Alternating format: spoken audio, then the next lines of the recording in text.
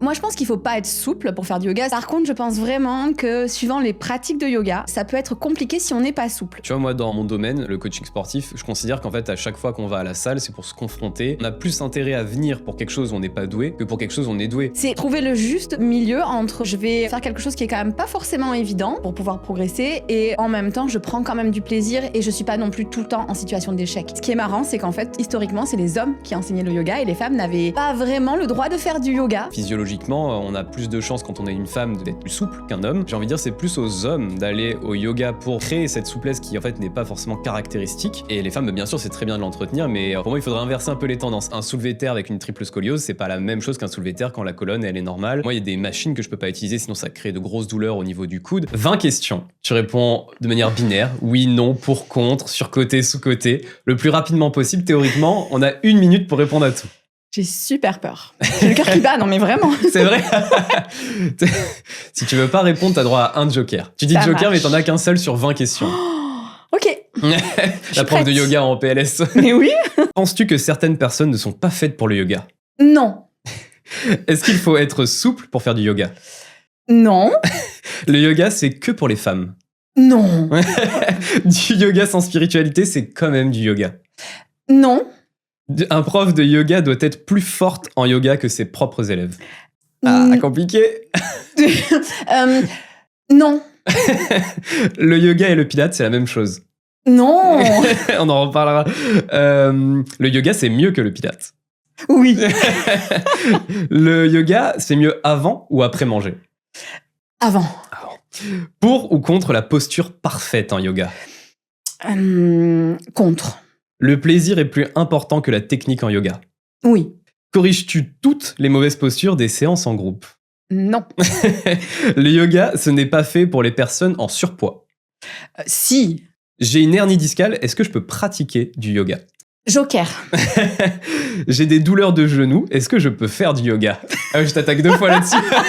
C'est pour ça Il y a que qu'un tu sentais joker. le joker. Oui. On développera après s'il faut. Je ne connais pas ma droite de ma gauche, est-ce que je peux faire du yoga? Oui. Heureusement. Tu penses faire partie des meilleurs profs de yoga? Dans le top 30% des profs en France. Ah non, mais ça, franchement, c'est sale C'est comme pas question. bien hein, comme question. C'est hyper sale comme question. J'ai pas prévu. Tu te classes pas? Du coup, non. Non.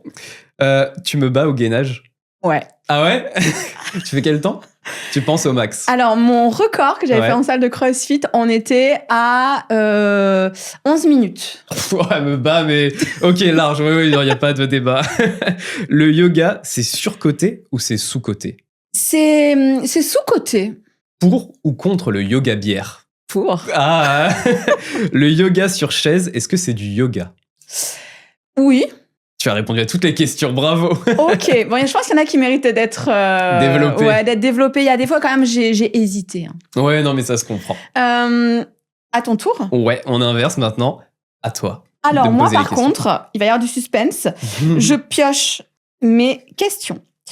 On est parti. Alors.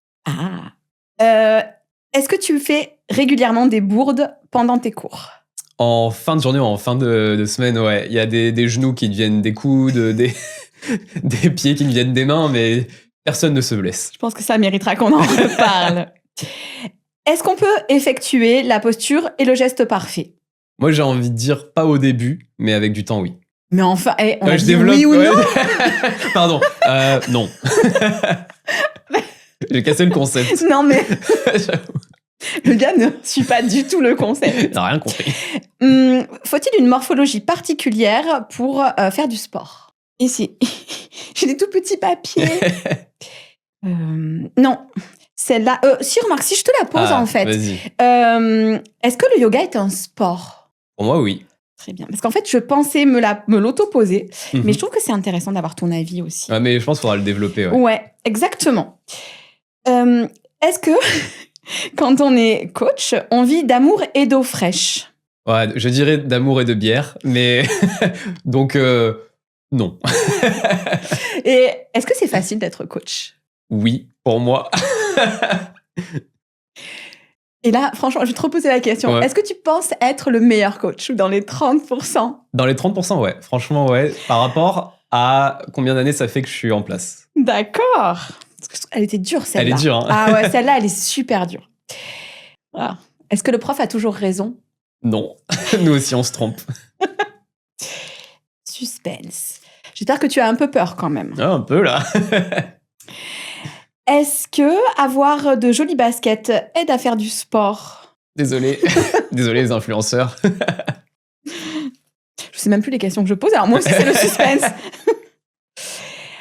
Dans un milieu concurrentiel, est-ce qu'on s'entraide ou est-ce qu'on se tire dans les pattes? Globalement, je trouve que ça se tire dans les pattes. Ok. Moi, j'aurais plutôt dit, tu vois, alors c'est peut-être une différence, prof de yoga ou coach. Moi, j'aurais dit plutôt on s'entraide. Mais c'est peut-être le côté yoga alors. Ou alors peut-être que je suis juste naïve. Hein. Non, moi, j'ai des retours de beaucoup de coachs qui sont étonnés que j'aille vers eux de manière neutre, juste pour découvrir, échanger. Moi, il y a des coachs, ils veulent pas partager les entraînements qu'ils font. Quand je pose des questions pour un coach parce que je suis en difficulté, ils veulent pas répondre juste par principe ils ont la recette spéciale, secrète.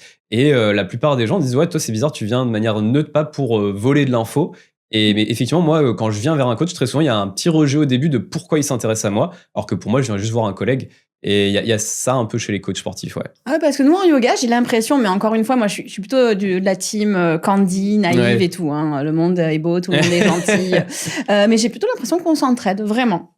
Peut-être qu'on a soulevé une différence entre le monde des coachs et le monde des profs de yoga. Est-ce qu'on a le droit de parler à son voisin de tapis? Bon, si on est sur un tapis. Ouais, ou en groupe, oui. Totalement. N'est-il pas un peu utopique de proposer des cours tout niveau? Oui. Quand vraiment on commence à avoir des diversités de niveaux, ça commence à être très compliqué. Ouais, je confirme. C'est toujours difficile. Après, ça fait partie du charme et ça fait partie aussi, je pense, de la compétence du prof. Ouais, le savoir-faire. Alors, est-ce qu'un coach prépare ses cours ou est-ce qu'il attend l'inspiration céleste du moment? Ah, on prépare, hein. Déjà, je les prépare le matin même, ce qui est tard. Et non, c'est préparé. Ouais. Et on a une ligne directrice. Je suis d'accord avec toi. Ben, moi, je passe au moins une demi-journée par semaine à préparer mes cours. Bon, moi, je les groupe, mais c'est au moins une demi-journée par semaine. Moi, c'est tous les matins, minimum une demi-heure. Bon, on est des travailleurs quand même. Ouais, de fou. Doit-on être sérieux en coaching? Non. Pour moi, on est là pour s'amuser, progresser, mais on est là pour s'amuser quand même. Bon, ça va, on est sur la même longueur d'onde. Moi, je le dis, hein, mais si vous n'aimez pas les blagounettes, il faut pas venir à mon cours. Bon, des fois, elles sont très nulles, mais je fais de mon des fois, mieux. on a un manque d'inspiration. Est-ce qu'on progresse à chaque séance? Oui. Ah, c'est marrant. Moi, j'aurais répondu non. C'est vrai? Ben, on développera, mais je vais dire pourquoi j'ai dit oui. Très bien. J'aimais bien celle-là de question. Ouais, elle est bien, franchement. Hein? Elle est intéressante. Dernier. Ben justement, alors ça, c'est une question sur le yoga, mais que je te pose à toi. Est-ce que le yoga, c'est ennuyeux? J'avais droit à un joker, non? T'avais droit. Joker. J'adore. Je développerai mes jokers. J'adore.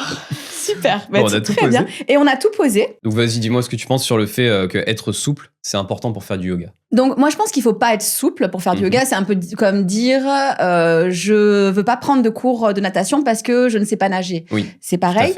Par contre, je pense vraiment que suivant les pratiques de yoga, ça peut être compliqué si on n'est pas souple. Donc il faut vraiment trouver son chemin. Pour arriver à s'assouplir étape par étape. Si on va dans un cours de vinyasa hyper intensif et qu'on est hyper raide, en fait, on risque de mal vivre la chose. Mais au contraire, je conseille, si on n'est pas souple, de faire du yoga. Ouais.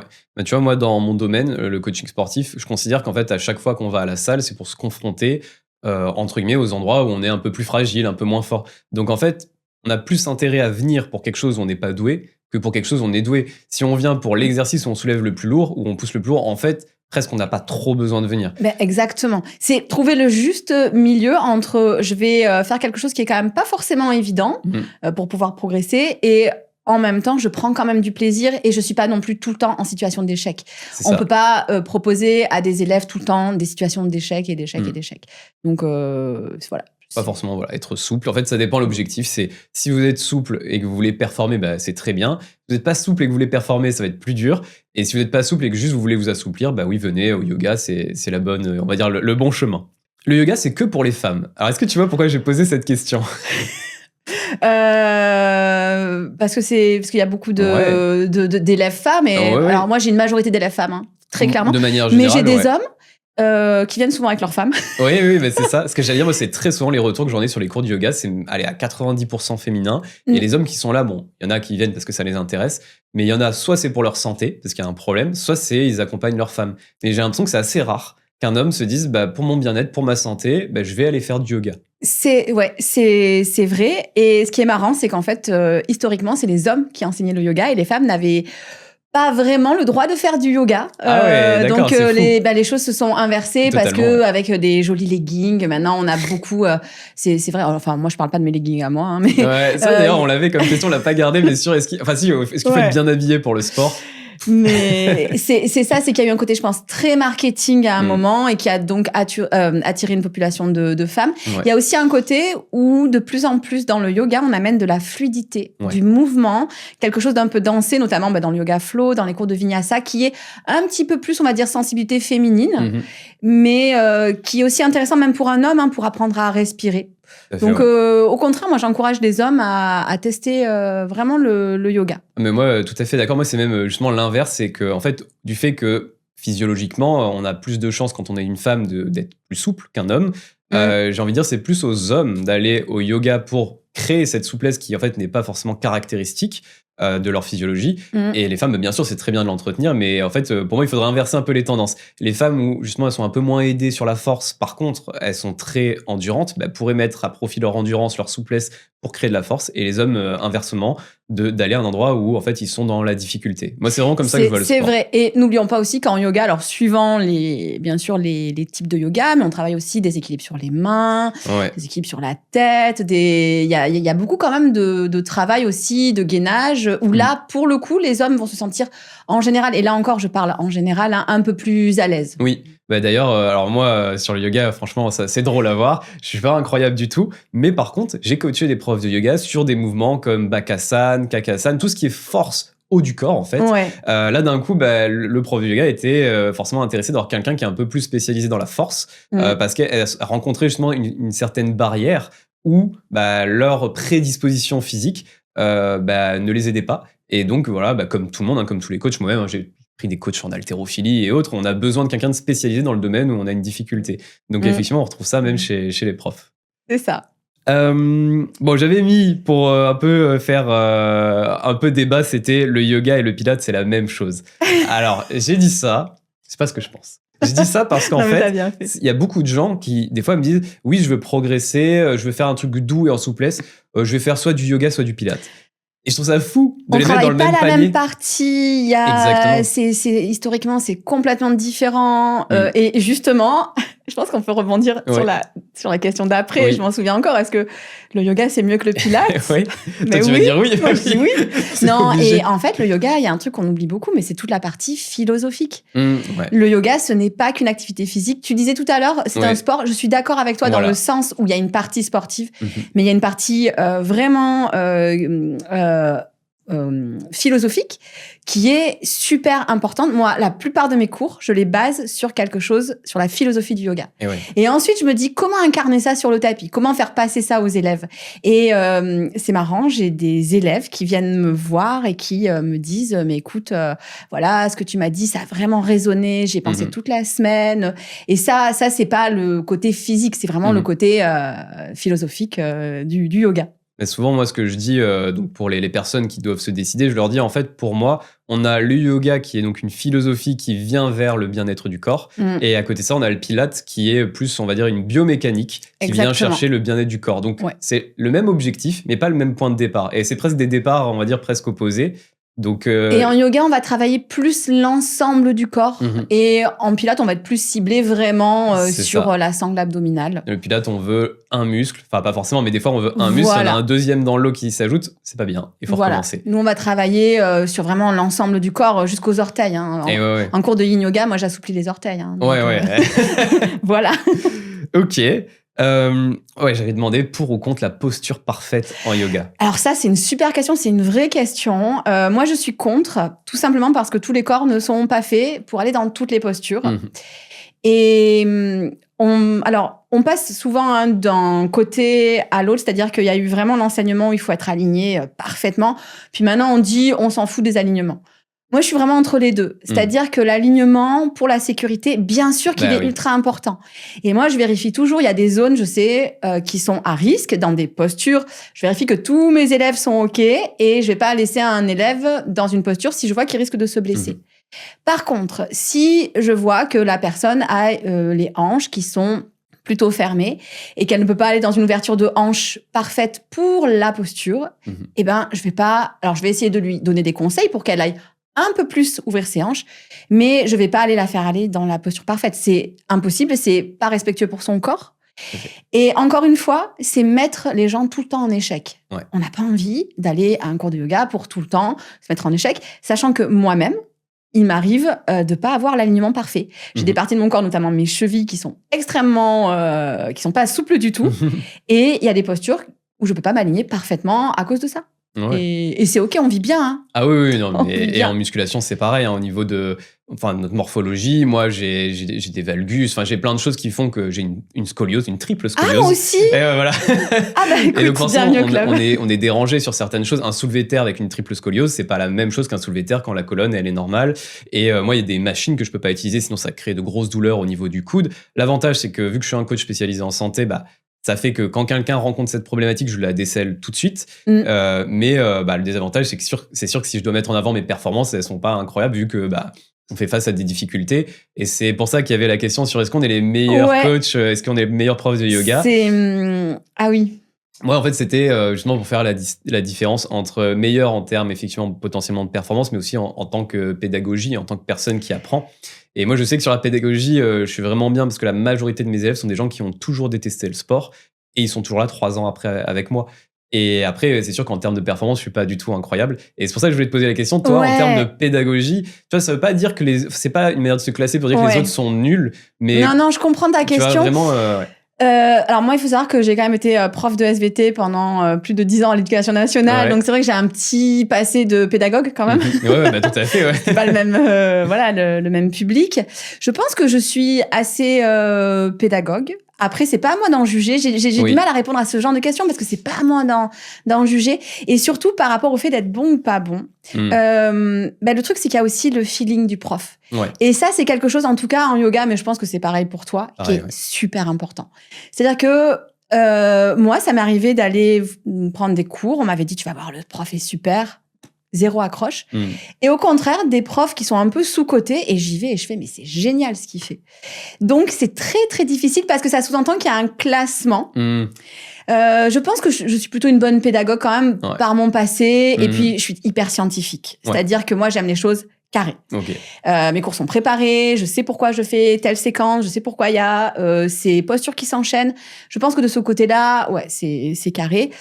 Après, tout ce qui est le feeling, ça, tu contrôles pas. Et tu mets pas, je pense que tu peux pas vraiment mettre de classement. Non, pour moi, il n'y a pas de classement. Pour moi, en fait, je considère les coachs ou les profs de yoga bons. Déjà, le premier critère, c'est l'adaptation.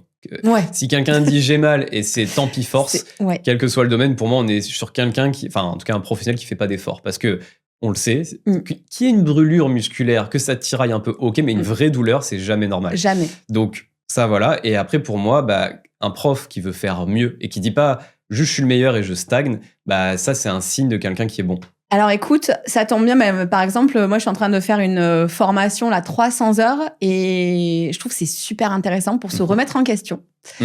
Et je pense qu'en fait, je suis tout le temps en formation.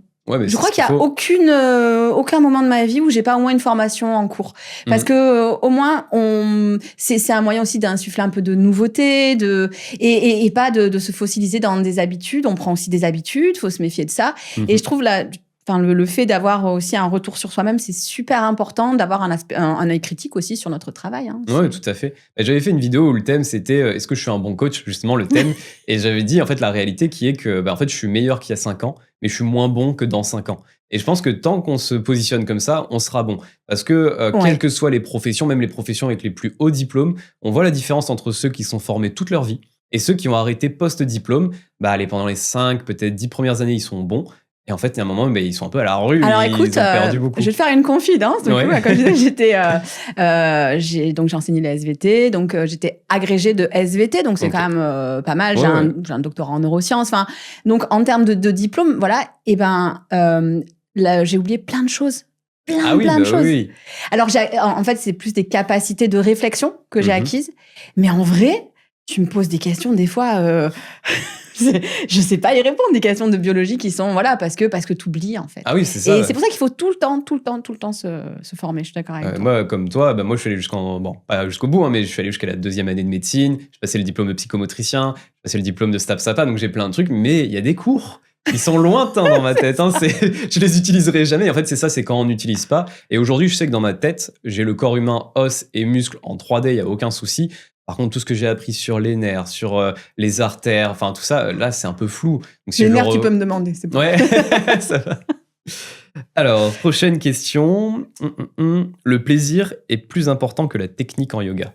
Je trouve qu'on est là quand même pour se faire du bien et tant qu'il n'y a pas de risque de blessure. Hein, je disais, moi, c'est vraiment surtout ça que je regarde dans l'alignement. Il y a des choses où on voit, quand c'est pas correctement aligné, qu'on peut se blesser.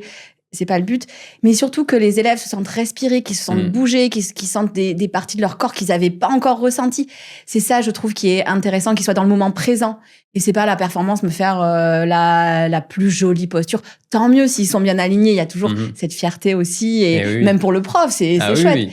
Mais pour moi, c'est pas le but ultime. Ouais, tout à fait d'accord. Même dans mon domaine, sur des mouvements complexes, je me rappelle quand on m'avait appris en haltérophilie justement le soulevé de terre et que je voyais que j'avais 8 choses à faire avant même de soulever la barre. Je me dis, mais je peux pas enseigner ça à monsieur, madame, tout le monde, surtout que les 3/4 des indications étaient pour de la performance et pas, comme on l'a dit, pour de la sécurité. Donc, en fait, moi, au début, j'ai simplifié, j'ai donné les indications qui vont faire que mon élève ne se blesse pas. Et c'est sûr qu'il manque des choses pour qu'il performe, mais on va dire les premières semaines, au moins il apprend. Dès qu'il connaît ses mouvements, enfin ses, on va dire, prérogatives, et qu'il est assez adapté, là je vais rajouter des choses. Mais sinon je mets pas tout d'un coup, parce que on va dire le mouvement parfait va réduire le plaisir, donc l'adhérence, donc la personne ne continue pas et au final ça aura servi presque à rien. Moi, si je passe ma séance à corriger chaque détail, il y a un moment, ça peut pas fonctionner. Hein. C'est pas possible, c'est pas le but non plus de la chose. Alors, on a été pour ou contre? Ouais. Alors, bon, ça rejoint un peu ce qu'on avait dit, mais corriges-tu toutes les mauvaises postures des séances en groupe? Donc, si c'est des postures qui mettent en danger les élèves, oui. Enfin, en tout cas, j'essaye, hein, bien sûr. Oui. Si je vois que tout le monde est en sécurité, en général, j'essaye de corriger une ou deux personnes où je me dis, là, peut-être qu'il y a moyen vraiment d'aller un tout petit peu plus loin. Après, de toute façon, pour moi, c'est utopique de dire je vais corriger tout le monde dans toutes les postures. Ouais. Peut-être si on a 2 élèves, oui. Quand on commence à avoir 10 élèves, 15 élèves, et puis surtout, si je suis toujours sur le dos des élèves, à un moment, je pense que ça va les saouler. Moi, je sais, je suis la première. Quand je fais mon cours de yoga, bien sûr que j'ai envie que le prof, il me corrige et il m'indique 1 ou 2 peut-être choses à faire.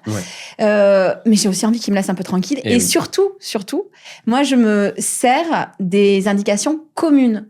C'est-à-dire que quand je vois 3-4 personnes, en général, ils sont au moins 3-4 à faire la même chose, au lieu de les nommer, je vais donner une indication commune. Et ça, je trouve que c'est intéressant. En plus, ça stigmatise pas les gens. Parce que toujours nommer les personnes, la même personne. Donc, j'essaye souvent, je vois qu'il y a un aliment qui est pas forcément correct. Mais je vais pas forcément nommer la personne. Je vais donner une consigne plus générale. Si blablabla, alors blablabla. Voilà, c'est plus comme ça que moi, je vois les choses. Moi, de la même manière, moi aussi, j'ai un groupe où des fois, il y a un exercice, il y en a un, parce qu'eux, ils tournent. Il y en a un qui fait un autre exercice, j'ai eu beau le montrer et tout le monde recopie. Des fois, je suis là, je dis, bon, je vais travailler le grand dorsal, ce sera les rhomboïdes, c'est pas grave, c'est pas loin. Et il y a le moment où tu poses un peu ta casquette de coach, tu te dis, ils s'amusent et ils sont pas en danger. C'est ça. C'est un petit peu ça. Moi, ça m'arrive, des élèves qui font une posture qui n'ont rien à voir, et je fais, mais vous m'inspirez. Et allez, c'est parti. Allez, tout le monde, hop, on se met dans la posture. En vrai, ça fait partie aussi du jeu. C'est ça, de toute façon, la dynamique de ludique. groupe, c'est important. Ouais, super important. Alors, ça, c'est une question. Moi, je recommande très souvent le yoga. Et quand j'ai des personnes en surpoids, elles souvent me disent, non, c'est pas fait pour moi. Alors là, je suis pas du tout d'accord. Ce qui est vrai, ce qu'on peut pas nier, c'est qu'il y a des postures qui vont devoir être peut-être, entre guillemets, aménagées, mais comme pour tout le monde. Oui. Si une personne manque de souplesse, il va falloir aménager avec des briques, avec des choses ou des variations. Il y a des personnes qui sont blessées, on va aménager. Et il y a des personnes, peut-être même qui sont pas bien aujourd'hui, qui ont passé une sale journée. Il va falloir aménager parce qu'elles n'ont pas envie de forcer aujourd'hui. Le fait d'être en surpoids, ça va faire quoi ? Ça va faire que parfois, sur certaines postures, comme les flexions avant, peut-être que si vraiment il y a le ventre qui peut gêner, et ça c'est vrai, on va proposer des aménagements, c'est pas grave. Donc vraiment... Enfin, pour moi, non, il y a aucun souci. Il y a pas de raison de se limiter si on est en surpoids pour faire du yoga. Aucune raison, on peut toujours trouver des choses, des adaptations. Des adaptations comme moi je sais par exemple, je reviens à mes chevilles, mais c'est un peu un traumatisme. Mes chevilles raides, il y a des choses où j'adapte, il y a des postures que je ne peux pas faire et j'adapte. Et puis voilà. Moi le chien tête en bas, j'ai le choix, soit le dos droit, soit les jambes tendues, mais j'ai pas les deux. Donc vu que j'ai jamais pratiqué régulièrement le yoga, moi je préfère faire le dos droit parce que c'est ce que je fais, on va dire, le moins bien. C'est la bonne réponse. Et les ischios, je sais les étirer de mon côté. Donc, voilà. De toute façon, le chien tête en bas, c'est une posture faite pour étirer le dos, en fait, parfait, et pas les ischio-jambiers. Donc tu as raison, tu as pris la bonne variation. Et c'est vrai que, en plus, la plupart des gens vont devoir fléchir les jambes en chien tête en bas. Et c'est très bien. Oui, Moi, le matin, mon chien tête en bas du matin, le premier chien tête en bas du matin, jambes fléchies. Hein. On y va doucement. Hein. Ça rassure au moins de savoir que même les profs... Non, mais... j'ai une hernie discale, est-ce que je peux pratiquer du yoga ? Alors là, j'ai mis joker, parce que je pense qu'il faut un avis médical. Je dirais en soi, ça dépend. En phase aiguë, je dirais non. Après, il faut apprendre à vivre avec si c'est quelque chose qui perdure. On a tous des petites hernies à partir d'un certain âge. Il faut savoir que si on fait une activité physique, et même à partir d'un certain âge, si on fait une imagerie, il est à peu près certain qu'on va voir des choses qui sortent. Donc, je dirais là, j'ai mis joker plus parce que ça dépend vraiment du contexte. Ça. Grosse hernie discale, phase aiguë, très douloureuse. Non. La personne a du mal à marcher, ça va être problématique. Une hernie discale comme la mienne où toutes les personnes qui ont vu ont dit « mais elle est toute petite ». Et j'ai un peu mal quand même. Et au final, donc c'est que l'hernie discale. Ouais, voilà, c'est juste ça. Non, et au final, effectivement, moi je sais qu'il n'y a pas de contre-indication. Elle est douloureuse, mais à la mobilisation, elle ne l'est pas. Donc en fait, elle est en postural en fin de journée. Mais alors, il faut savoir que l'imagerie et la douleur ressentie, souvent, ne sont pas corrélées. C'est ça, exactement. Et ça, c'est une des choses les plus difficiles avec le mal au dos. C'est que parfois, il y a des gens qui vont avoir des imageries de folie. Moi, ça m'est arrivé d'avoir même une élève qui a fait une imagerie et les vertèbres étaient décalées. Le médecin n'a pas compris comment elle pouvait encore bouger. Voilà, tu fais OK, incroyable. Mais il y a des gens qui vont avoir une toute petite hernie discale qui va les faire souffrir. Il faut voir un médecin. Moi, je dis toujours, je suis pas médecin, par contre. Chacun son métier. Non, mais a priori, si on a une hernie discale, c'est pas en tout cas contre-indiqué, à moins que le médecin... Surtout dans le yoga où la plupart des mouvements sont contrôlés, il y a l'engagement de la sangle abdominale, donc on est dans un bon contexte. C'est ça, au contraire, on va travailler la sangle abdominale, ça peut même aider. Mais à voir après avis médical. J'ai des douleurs au genou. Est-ce que je peux faire du yoga ? Pareil, je dirais oui, mais je dirais par contre qu'il y a des postures qui ne seront pas forcément possibles. Ça, c'est vrai. Et il va beaucoup, beaucoup falloir écouter la douleur du genou. Ça, c'est super important. Et ça veut dire qu'il va falloir faire des adaptations, c'est certain. Mais il n'y a pas de raison de ne pas pratiquer le yoga. Après, si vraiment c'est des douleurs intenses, ou en tout cas qui empêchent d'être beaucoup debout, on pourra pratiquer plus le hatha yoga, où on va être plus... je dis hatha yoga plus assis, c'est pas forcément vrai, mais on prendra peut-être plus le temps que dans un yoga vinyasa ou dans un yoga flow. Donc, à voir. Et comme la hernie, s'il peut y avoir un petit passage chez le médecin avant, ça fait toujours plaisir. Exactement, bien sûr parce qu'il y a tellement de raisons d'avoir mal au genou. Soit le tendon du quadriceps qui est inflammé, ou il y a quelque chose qui est décalé. Le ménisque qui commence à... Moi, je dis souvent qu'il commence à pelucher parce que en fait, ça fait comme des algues quand il est usé, qu'il faut opérer. En fait, des fois, c'est pas que le genou est douloureux qui vous empêche d'aller vers du yoga. C'est plus que grâce au yoga, vous savez que vous avez mal au genou. Et peut-être qu'il faut opérer maintenant pour que ce soit plus grave. Donc, c'est pour ça, quand il y a une douleur, de manière générale, c'est toujours bien de voir le médecin. Ouais, je dirais pareil. Aujourd'hui, les médecins, ils sont quand même, on va dire, une majorité, ce qui n'était pas forcément le cas il y a 20 ans, mais à dire, vous avez mal, il faut faire de l'activité physique. Donc, ça, retenez-le. Passage chez le médecin pour savoir qu'est-ce qu'il y a, et après, adaptation sur les sports que vous pratiquez, c'est toujours le mieux. Ouais, complètement d'accord. Et pour le genou, il y a aussi des gens qui me disent, j'ai mal au genou, mais c'est plus une douleur de contact. Dans ce cas-là, on peut très facilement aménager avec des props qu'on appelle des coussins. Non, des supports. Des supports. Ou voilà, des protèges-genoux. Enfin, pas des protèges-genoux comme quand on fait du roller. Je viens en cours de yoga avec mes protèges-genoux. Tu sais que moi, je fais du snowboard comme ça. Moi aussi. Ouais. Moi aussi, je mets des genouillères parce que tu passes ton temps à mettre tes genoux dans la glace. Moi aussi, j'ai des genouillères quand je fais du snowboard. Et donc, voilà. Alors ma question sur je connais pas ma droite et ma gauche, est-ce que je peux faire du yoga, c'était plus sur les personnes qui ont des difficultés en coordination, en repérage dans l'espace, c'était un peu cette idée-là. Alors, il faut savoir que je ne connais pas ma droite et ma gauche. Voilà. Non, j'ai un vrai problème là-dessus. Je sais que ma montre est à droite. J'étais en train de regarder, je me dis, est-ce qu'elle a un bracelet pour savoir Oui, j'ai ma montre à droite. Après, quand je me trompe droite-gauche, moi, souvent, c'est plus comme quand je dis, par exemple, je vais parler, je sais pas, de la paume des pieds ou de la plante des pieds. Ou des fois, quand le cerveau, à un moment, il bug. Ça m'arrive d'avoir des bugs. Je dirais non, ça s'entraîne parce que moi maintenant je me suis quand même beaucoup entraînée, ça va beaucoup mieux. Donc déjà ça s'entraîne. Et puis surtout encore une fois, on n'est pas là pour un casting du Cirque du Soleil. Ouais. C'est-à-dire que si à un moment l'élève se trompe, c'est pas grave en fait, il y a pas de souci. Donc pour la coordination, je dirais ça dépend, c'est-à-dire que si on est dans un yoga vraiment très dynamique où on va enchaîner beaucoup les postures, ça peut vraiment être super galère au début. J'ai des élèves qui sont passés par là, qui se sont accrochés et qui ont réussi maintenant à progresser, donc c'est possible. Mais peut-être qu'un yoga un peu plus, on va dire, statique, dans ce cas-là, est un peu plus approprié. Mais si vous n'avez pas envie de faire un yoga statique et que vous n'êtes pas coordonné, vous savez quoi, faites un yoga dynamique et puis ça va venir, en fait. De toute façon, moi, je reste toujours sur l'idée de si on a des faiblesses, faut les travailler. Voilà, c'est ça. Donc, justement, il faut aller dans les domaines où on n'est pas bon. Moi, je dis ça, natation, je suis un caillou et j'y suis jamais allé, mais il faut aller vers le domaine où on veut progresser. En fait, c'est ça le plus important. C'est ça. Et puis, en yoga, il faut pas oublier que la valeur numéro 1, c'est la bienveillance. C'est Ahimsa, c'est la règle de vie numéro 1. C'est la chose la plus importante. Et donc, en fait, en cours de yoga, il y a personne qui va dire « Oh là là, il s'est trompé de côté, mon Dieu. » Non, c'est OK. C'est vrai que je pense qu'en yoga, il y a quand même plus de bienveillance parce qu'en yoga, on dira jamais « Oh là là, lui, il est trop nul. » Alors que dans la muscu, après, c'est un peu la faute des réseaux, il y a beaucoup ce truc de... il y a quelqu'un, par exemple, qui soulève lourd, mais qui n'a pas un physique incroyable. Il sera critiqué. On dira, les poids sont faux. L'inverse, quelqu'un qui a un gros physique et il soulève lourd, on dira, bah oui, mais parce qu'il a un gros physique. On dirait qu'en fait, quoi qu'on fasse, c'est pas grâce à nous. Et il y a toujours Donc c'est vrai que c'est un milieu sur les réseaux. Je parle qui est assez toxique. Dans la réalité, pas du tout. C'est les plus gros de la salle qui vont venir féliciter les plus petits de la salle, qui vont venir aider. Donc dans la réalité, il y a beaucoup de bienveillance. Ah, c'est cool ça. Moi, je ressens vraiment ça aussi parmi mes élèves.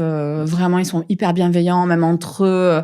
Je trouve une super ambiance. Et moi, c'est ce que j'ai envie de véhiculer. Et je suis la première à me tromper, des fois à rire de moi-même. Oui, oui. Franchement. Et puis voilà, et c'est OK, on est là pour se faire du bien. Le yoga, c'est surcoté ou c'est sous-coté? Tu m'as dit c'est sous-coté. Je trouve que les bienfaits du yoga sont sous-cotés. Par contre, je trouve que l'aspect qu'on montre sur les réseaux parfois est surcoté. Ouais. Et alors moi, c'est une des choses qui me dérange. Je sais, on m'a souvent dit sur tes réseaux, il faut que tu mettes plus de photos où tu fais des choses hyper jolies, que tu mettes des jolis leggings. Le problème, c'est que c'est pas forcément ce que moi j'ai envie de transmettre. C'est pas ça le yoga. Pour moi, c'est pas ça. Pour moi, c'est quelque chose qui te permet de te sentir mieux sur le tapis. Et aussi, au-delà du tapis, c'est donner des clés aux gens pour qu'ils acceptent mieux plein de choses. Alors ça, c'est un gros truc qu'on travaille en yoga, c'est l'acceptation. En même temps, travailler aussi la motivation. Il y a plein de choses qu'on peut travailler. Et moi, c'est ça que j'ai envie de transmettre.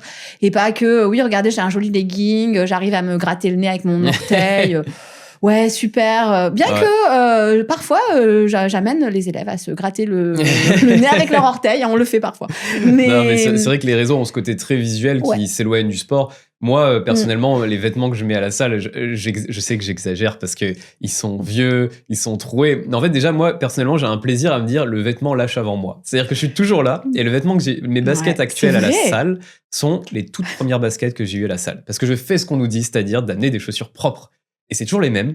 Et en fait, moi, j'attends vraiment ce moment où je pourrais me dire, même mes chaussures, elles ont lâché avant moi. Et tu vois, j'ai un débardeur. Ça. J'ai vu des photos de moi où la zone ici était beaucoup moins basse. Donc, je vois que le tissu il est en train de lâcher. Et moi, ça me fait plaisir. Et en plus, ça permet de se comparer que d'acheter les beaux leggings qui viennent remonter, gainer, découper. Moi, je trouve ça dommage parce que moi, je suis le premier à dire à mes élèves, ne vous regardez jamais dans le miroir pour votre physique, hein, quand vous êtes à la salle. Parce que vous allez vous regarder, vous serez congestionné, vous serez luisant, beau, il y a la lumière. Vous rentrez chez vous, c'est plus la même lumière, vous avez décongestionné et vous allez être déçu. Moi, je préfère que vous regardiez le matin, au réveil, sans artifice, pour vous dire ça, c'est moi. À la salle, vous vous regardez pour la posture, mais soyez conscient de votre vrai corps, pas du corps qui dure juste pendant la séance. Mais je suis tellement d'accord avec toi. Moi, je véhicule aussi la même chose, c'est-à-dire acceptez-vous, acceptez votre corps, acceptez toutes les facettes, vos parts d'ombre, vos parts de lumière. Et moi, je vais arriver avec un legging qui remonte les fesses. Ouais. Mais en fait, non, mais laissez mes fesses tranquilles, elles sont comme elles sont. Et non, je fais pas de push-up, on s'en fiche. Oui. C'est pas ce que j'ai envie d'enseigner.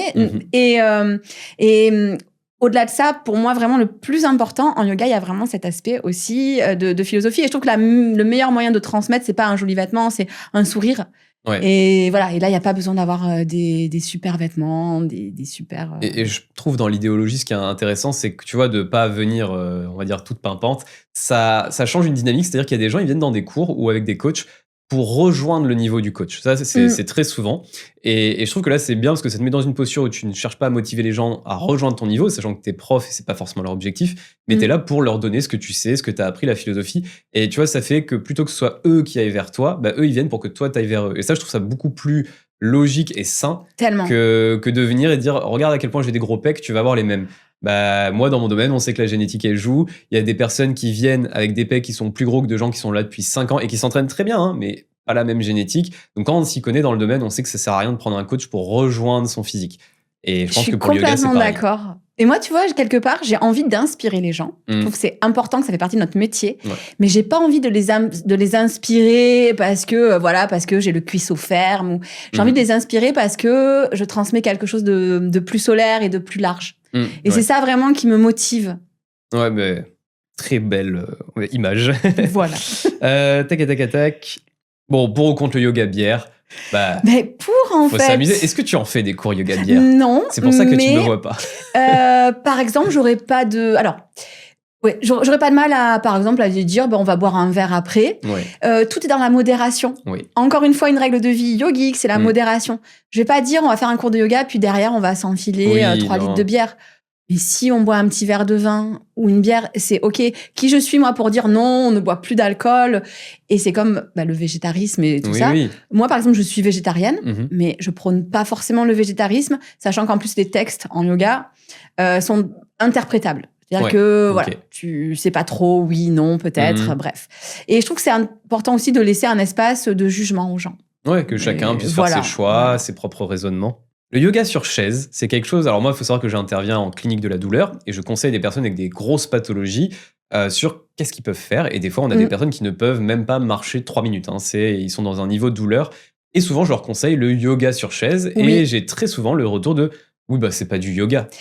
Autant demander à une professionnelle. Alors, écoute, justement, quand on me dit « Est-ce que tout le monde peut faire du yoga ?» Je réponds « Oui ». Mais il y a des gens pour qui c'est pas possible d'avoir une mobilité, par exemple de se mettre au sol, de faire des choses comme ça. Et le yoga chaise, c'est la solution. Moi, je sais que j'en propose pas, mais il y a plein de profs qui en proposent. Et c'est pour ça d'ailleurs que le yoga, c'est accessible à tous.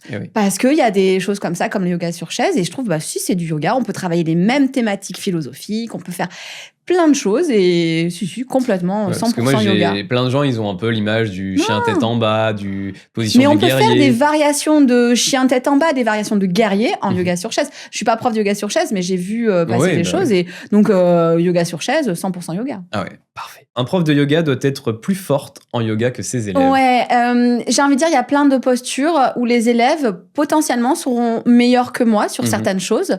Voilà, sur...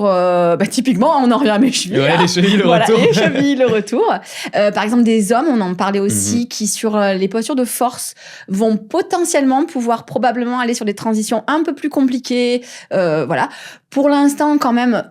J'arrive à, je pense globalement avoir un niveau suffisant pour pouvoir coacher en tout cas tous mes élèves.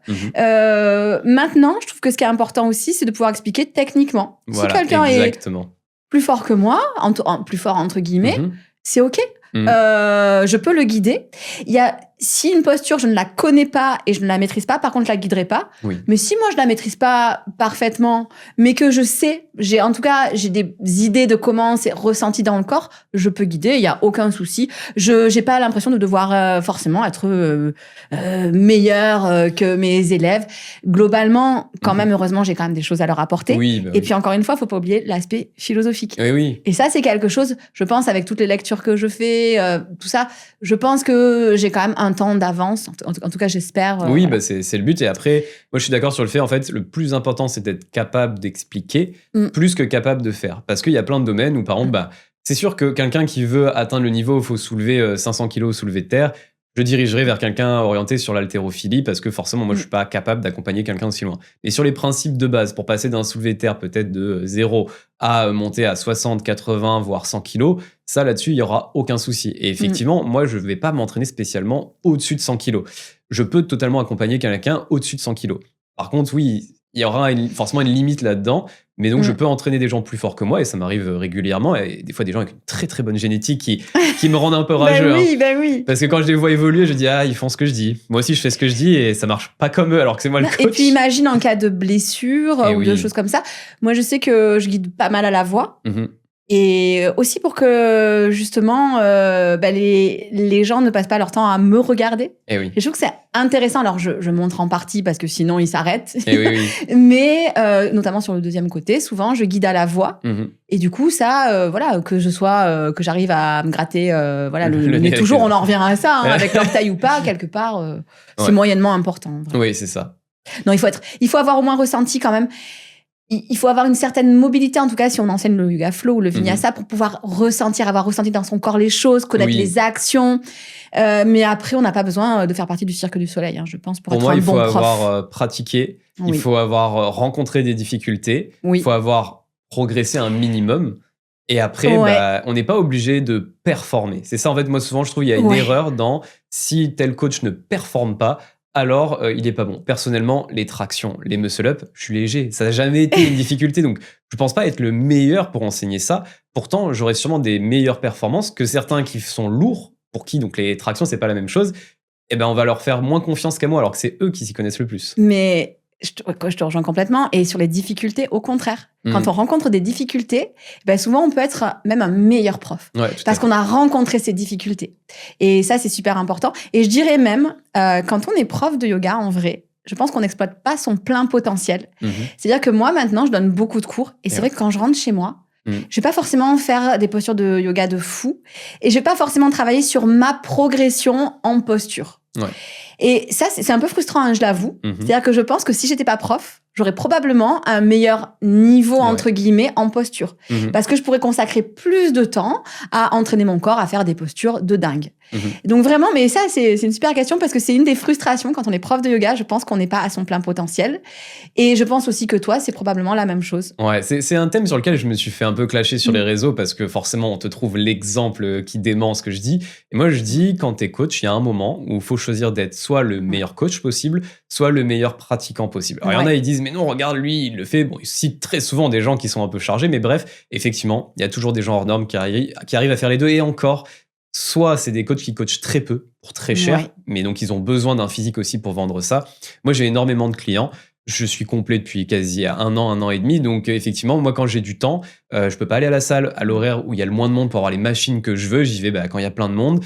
Et des fois, oui, je préfère me renseigner sur la pathologie d'un tel ou sur la difficulté d'un tel plutôt que de passer peut-être les 15-20 minutes de plus à ma séance qu'il m'aurait fallu pour m'améliorer. Et puis, en fait, il y a un moment, moi, je prends plus de plaisir à coacher qu'à pratiquer. Donc, je pratique parce que j'aime ça, mais je sais que je pourrais pas prendre plus de plaisir en progressant plus. Par contre, en coachant mieux, je vais prendre plus de plaisir. Je te rejoins complètement. En tout cas, je trouve qu'on a un peu ce choix.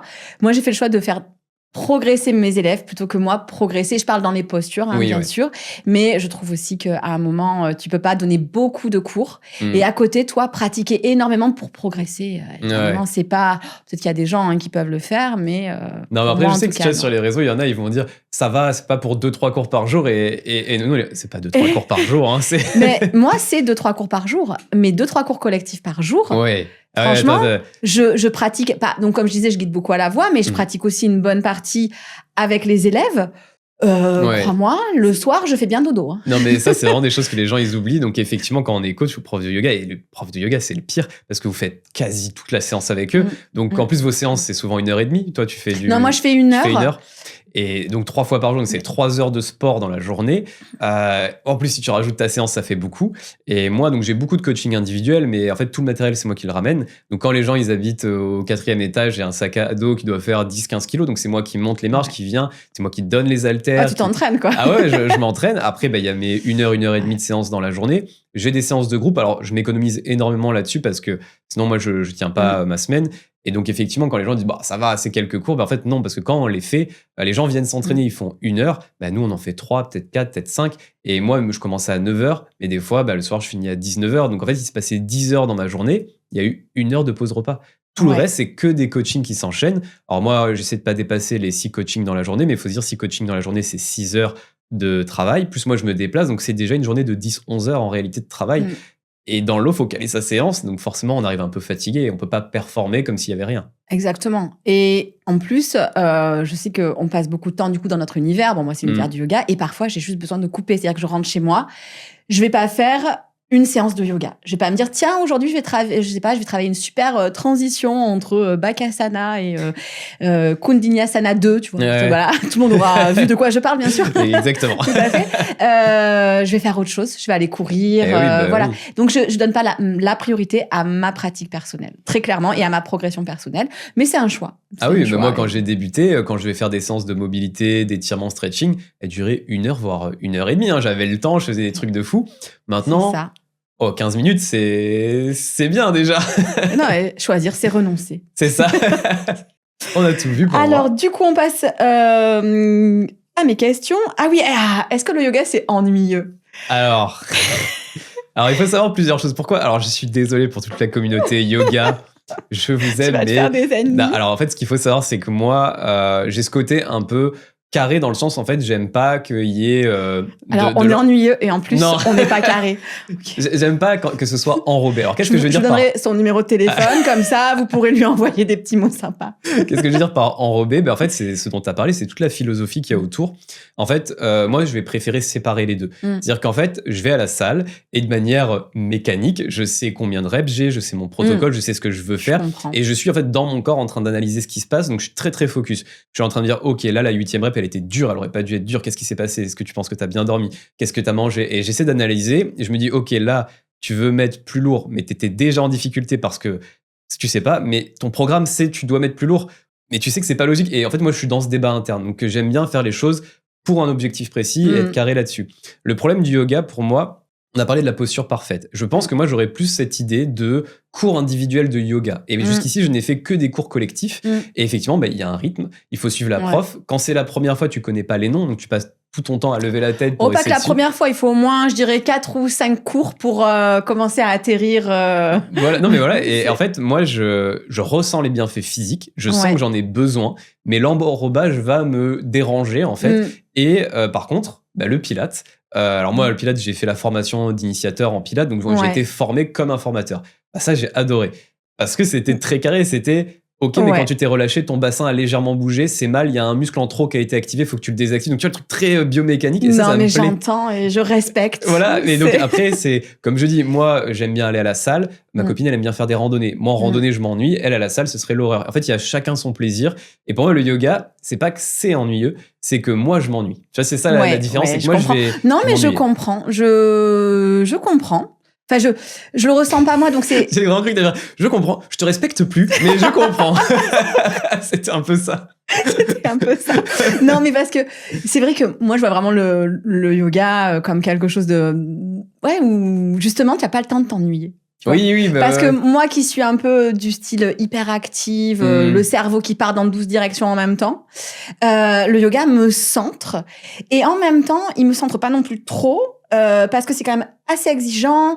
Et vu que le prof évoque différentes choses, ça me permet de rester aussi dans cette bulle-là. Moi, parfois, je parle philosophie alors que les élèves sont sur un pied, tu vois. Alors, il faut dire la vérité, ils me détestent.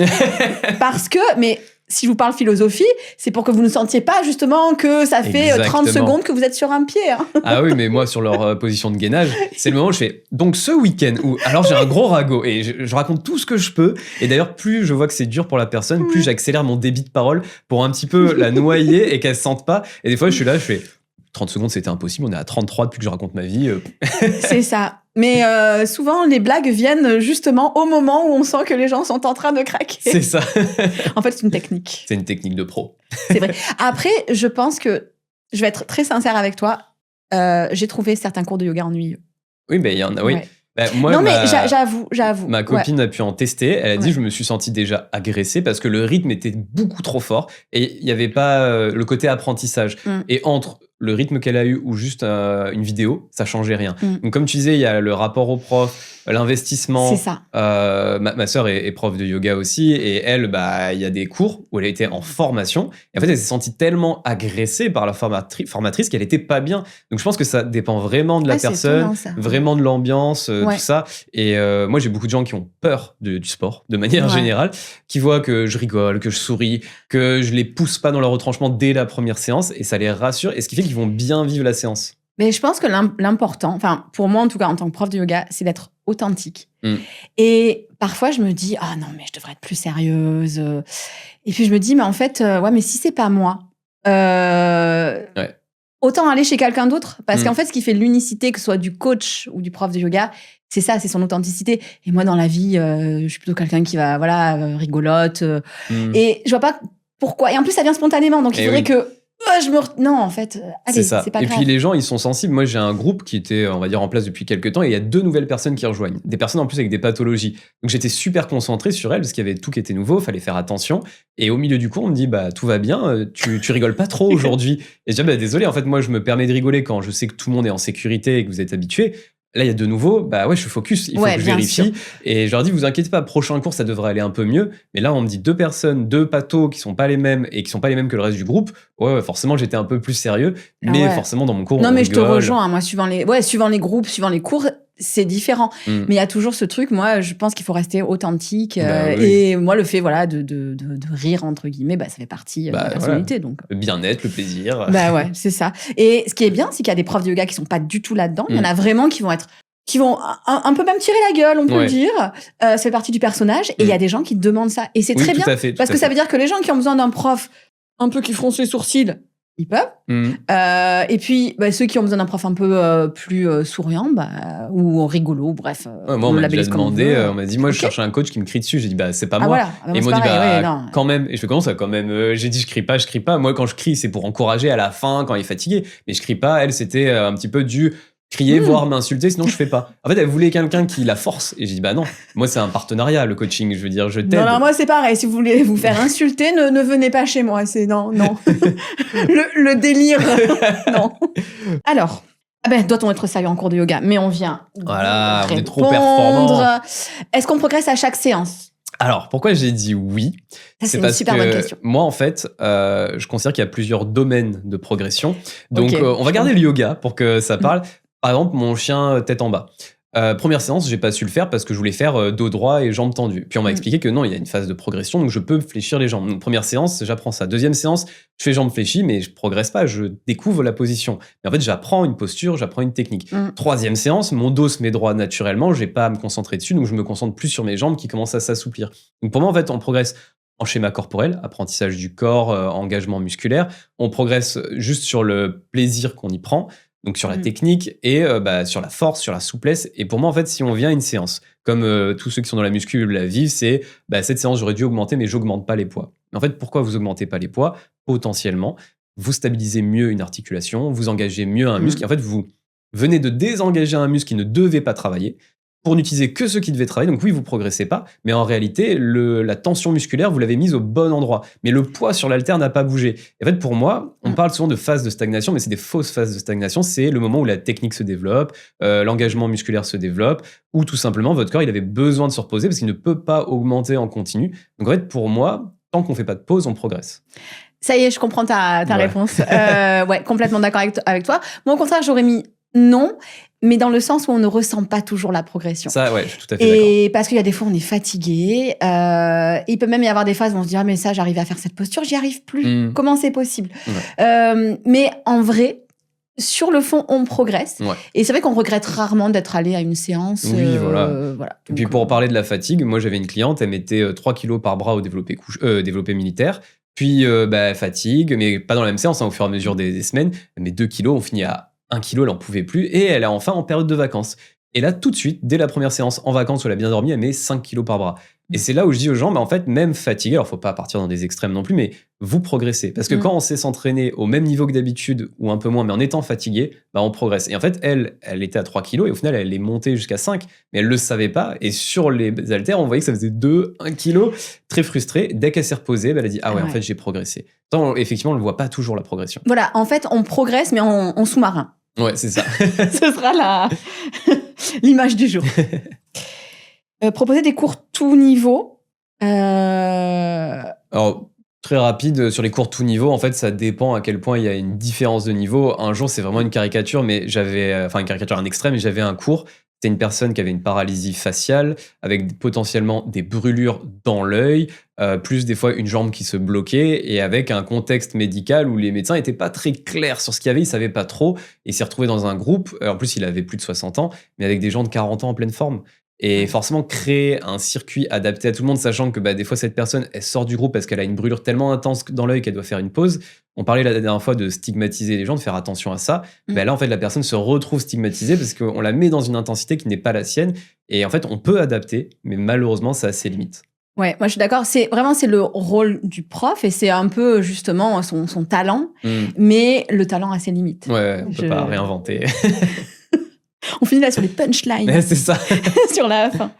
Est-ce que le prof a toujours raison? Alors non, on peut se tromper parce qu'il y a des choses qu'on voit pas. Des fois, on pense que c'est tel muscle qui pose problème et la posture nous indique que c'est ce muscle-là.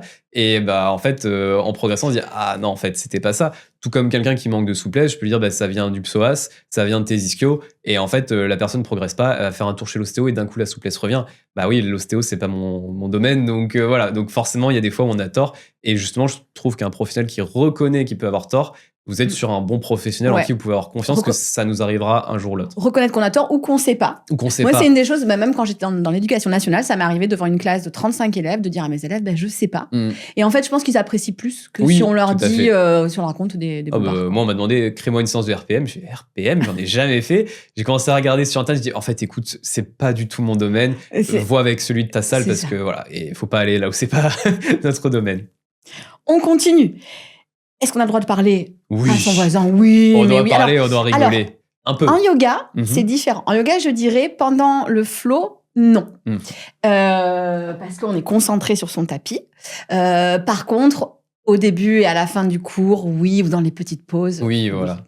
Mais c'est vrai que ça, c'est différent. Nous, pendant les flows, quand même, on reste dans le silence, on essaye d'écouter le prof. Déjà, il raconte beaucoup de choses. Est-ce qu'on vit d'amour et d'eau fraîche? Oui, mais on fait des écarts. Et par rapport au fait de se faire payer aussi, c'est souvent, on se dit, notamment en yoga, c'est des professionnels du bien-être, ils devraient faire ça quasi bénévolement. Mais il faut savoir que c'est beaucoup de travail. En fait, moi, ce que je dis souvent à mes élèves, c'est qu'il ne faut pas oublier une chose, c'est qu'en fait, votre bien-être ou le fait que le cours soit fonctionnel pour vous, vous apporte des choses, est énormément lié au fait que nous, on soit heureux. En fait, moi, souvent, je dis, dans mon métier, c'est prévu, c'est intégré que moi, je sois heureux. Et pour être heureux, on n'a pas besoin d'être extrêmement riche, mais en tout cas, on a besoin de ne pas se poser la question de si on peut se payer à manger ou payer son loyer. Donc forcément, ça a un tarif, ça a un prix. Et c'est aussi une forme de respect aussi. Alors pas forcément d'être payé cher, mais d'être payé. Parce que de toute façon, on le voit, les cours gratuits, les gens, ils préviennent pas ou autre. Mais donc pour moi, en fait, ce qui est important, c'est que les gens comprennent qu'en fait, on est aussi des humains. On a les mêmes problèmes qu'eux. Effectivement, peut-être de par notre métier, on les gère mieux. Mais pas toujours, et des fois le sort s'acharne sur nous, donc on aura des coups de mou ou autre, donc c'est normal de pas juste faire ça bénévolement, surtout quand ça prend autant de temps pour nous deux dans notre semaine, quoi. Ah ben, enfin moi je sais que j'ai jamais autant travaillé que depuis que je suis prof de yoga. Ouais. Et il faut que je mange, il faut que C'est je ça. me loge, que j'achète 1 ou 2 leggings de temps en temps. Et ça, c'est vrai que notamment dans le monde du bien-être, c'est un peu mal vu. Enfin, c'est mal vu. Maintenant, on sait qu'il faut rémunérer Oui. les profs, mais c'est assez tabou l'argent. C'est assez tabou. C'est assez effectivement. tabou. Eh bien, si en fait, c'est avec l'argent des élèves qu'on vit. Et c'est aussi pour ça qu'on peut amener des cours de qualité, parce qu'on a un toit sur la tête où on peut préparer nos cours. Voilà. Exactement. Donc en fait, bien sûr qu'on vit pas que d'argent, que d'argent. On ne vit que d'argent, On le vit que capitalisme. On ne vit pas que d'amour et d'eau fraîche. Voilà. Est-ce que le yoga est un sport? On en a parlé. Oui, par rapport au C'est un yoga, physique. mais avec une philosophie. C'est un sport avec donc une philosophie. c'est pas qu'un sport. Voilà, c'est un sport, mais c'est pas qu'un sport. C'est ça. La morphologie, la souplesse, on en a parlé. Voilà, oui. Et le dernier. Et est-ce que tu fais des bêtises pendant tes cours, les tromper, me tromper d'articulation. Non, ouais, tout ça, Oui, bah, ça, on en a le dernier parlé cours de la aussi, journée, il y a la langue voilà, qui fourche. Non, franchement, ça arrive de faire des erreurs. Et des fois même, moi, ça m'est déjà arrivé d'aller au mauvais endroit pour rejoindre ma coachée. Hein. C'est un coup c'est chez elle, un coup c'est sur la plage. Et je sais pas pourquoi. J'étais persuadé que c'était chez elle alors qu'on n'avait rien dit. Et donc je suis arrivé chez elle, elle m'a dit bah je suis là. Et je fais chez toi? Non, à la plage. Je fais ah mais je vais avoir 10 minutes de retard. Et moi, on va terminer avec une petite anecdote. Au début, moi, je me trompe encore. Ça arrive, par exemple, dans un flow, d'oublier une posture. Ça m'arrive. Alors, j'espère de moins en moins avec l'expérience, mais ça arrive encore. Il suffit d'être fatigué, d'être pris par... Tu regardes un élève, tu le corriges en même temps. Voilà. Alors, parfois même, on peut oublier, par exemple, le côté un des deux côtés. Ça, tout le temps. Moi, c'est mes élèves qui me le disent. Je sais pas si ça m'est déjà arrivé, mais en tout cas, je sais que potentiellement, ça arrive. Bon, toutes ces erreurs-là. Au début, quand j'ai commencé à enseigner, j'en pleurais. Mais c'est-à-dire que je rentrais chez moi, mais je pleurais physiquement. Il y avait des larmes qui coulaient sur mes joues. Maintenant, j'ai appris qu'en fait, ça fait partie du métier. C'est ça. Que tous les profs, en fait, à un moment, on a un coup de mou, on oublie une posture. Et en fait, alors je dis pas que ça m'embête pas. Oui, mais voilà quoi. Je rentre plus chez moi en pleurant. Je pouvais ne pas endormir la nuit. Et ouais. Vraiment. Ah non, moi, c'était vraiment, tu vois, je dis, vous faites le côté droit, ils sont en train de le faire. Et en fait, je regarde le prochain exercice, je dis, OK, alors lui, c'était dur, faudrait qu'il diminue. Lui, c'était facile, faudrait qu'il augmente. Lui, il faut qu'il fasse attention à ça. Et top, maintenant, vu que je pensais à l'exhaustion, je dis ça, ils me font, bah non, il y a l'autre côté. Je vais, ah oui, pardon, bah faites-le. C'est vrai, merci aux élèves qui parfois nous font des petits signes quand on oublie un truc. Ouais, et qui sont mal vus par les autres élèves, hein, parce que c'est un peu les balances, ils font, mais il allait oublier. C'est ça. Il allait pas nous faire faire. Non, c'est... Et au début, vraiment, mais c'était comme si le monde me tombait sur la tête. J'avais envie de... Oui.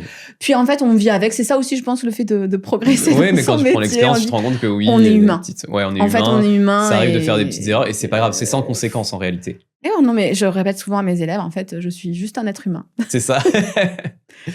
Parfait. On clôture sur ces magnifiques paroles. On a fait 5 minutes de trop, mais c'est bien quand même. On a tout fait. Top, super, on a tout fait. Super, merci Gabriel. Merci à toi.